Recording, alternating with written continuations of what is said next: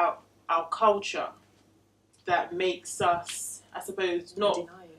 Yeah, not accept that there is something called a mental illness. You know, you don't deny when you have a tummy ache, you don't deny a headache, you don't deny diabetes, so why are you denying a mental illness? Depression is something for white people. Black people, we don't go through. Have you met anybody with depression? No. Nobody, no black man in Africa has depression. Nobody.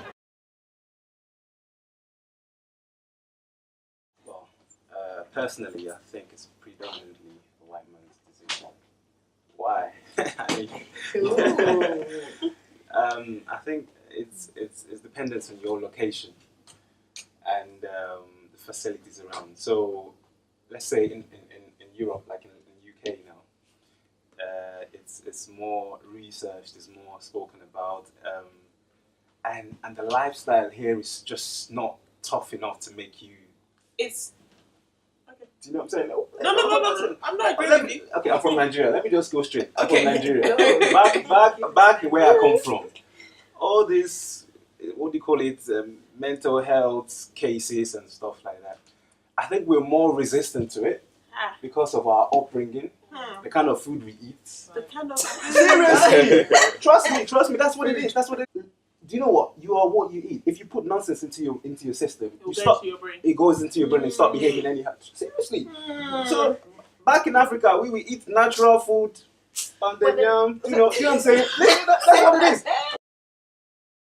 And then we have a rounded, psychology. If I'm correct, I mean you guys are professionals here, but in Africa, it's not really predominant because we are trained for these kind of things, and that's life, and that's why I think it is. Can I just understand what you're saying? Initially, you said something about food. Yeah. So over here, that one is essential. Okay. So the kind of food that we're eating is nonsense. Yeah, it means that we are susceptible to getting mental health difficulties because of it. Absolutely. So there's that, and then now you're saying that actually it's just something we don't experience back home. Have I picked up the right? I said predominant.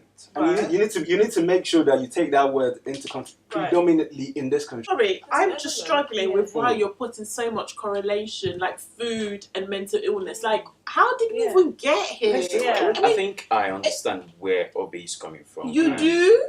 I have an opinion that is really close to what he's saying.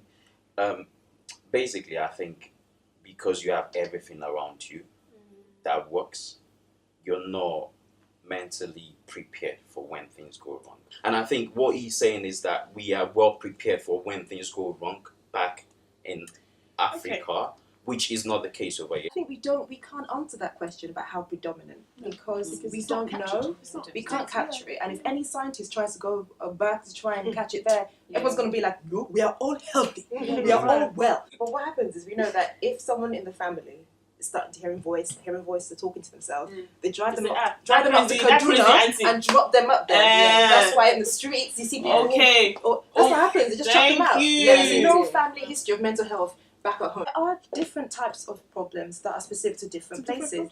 In Japan, for example, right? So here in the West, right, there's something called social anxiety. Where people have literally a phobia of being in social situations that literally they're in it, they just feel like, oh my gosh, I think that I'm ugly or I've got a big nose or I'm boring.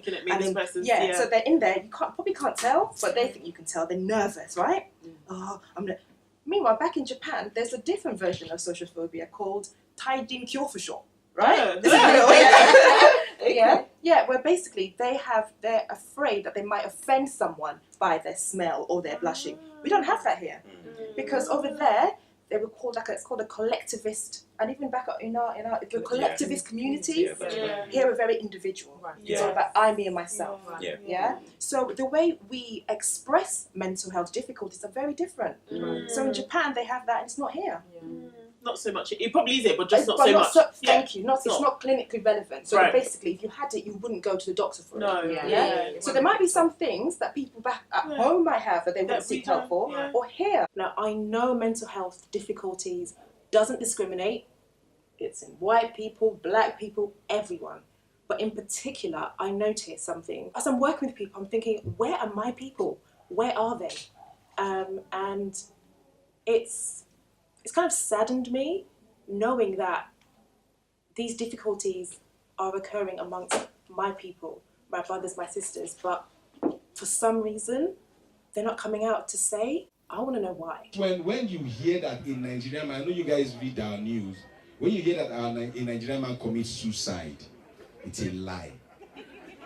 No Nigerian man commits suicide. If you hear that a Nigerian man commits suicide, know that he's owing people money. And he had to fake his death. That's why most of you hear that, oh, the guy died last week and someone saw him in another state. No. It's his spirit. It's not his spirit. He lives there now.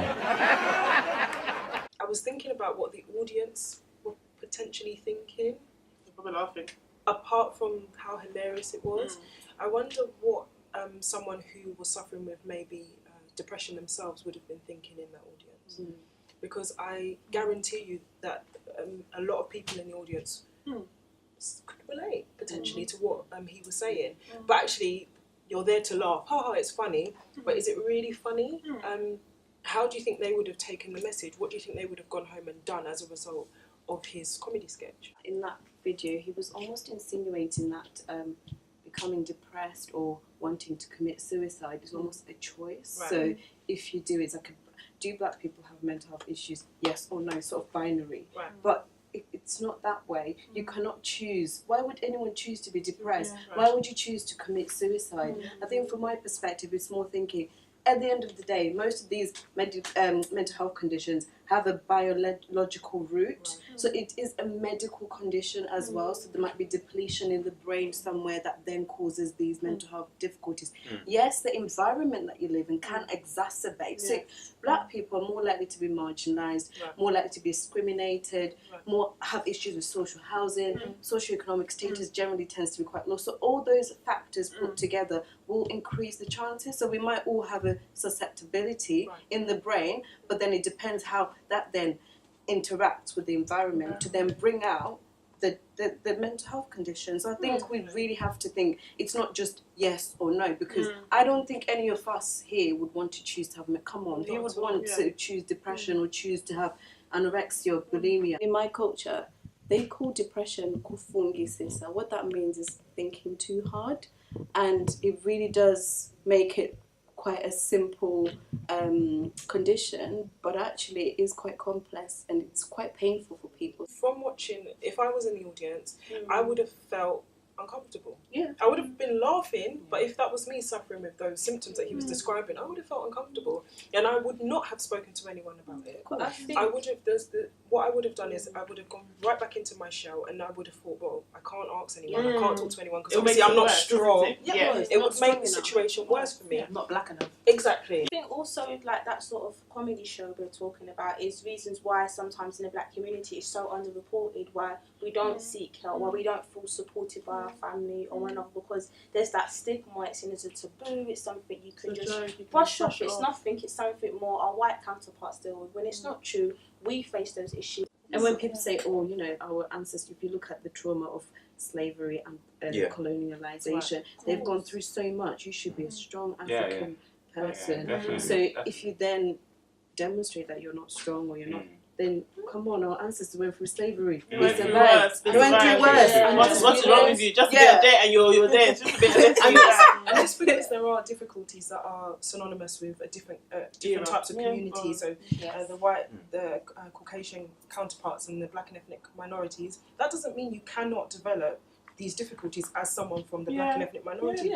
You may develop anorexia as a black person, as a Caucasian person, you will get schizophrenia because there's a crossover between these communities. You can't be in denial about it. You can't say, well, that's a white man's disease, it's not me, even though I've got these symptoms, I don't know what they are, I'll pray about it, I'll let it go. You've got to recognise and be aware that something may be happening. Maybe not, and if it is happening, it is okay, there is support. And hopefully this can provide some sort of insight to people. I guess that's why we call Breaking Mad.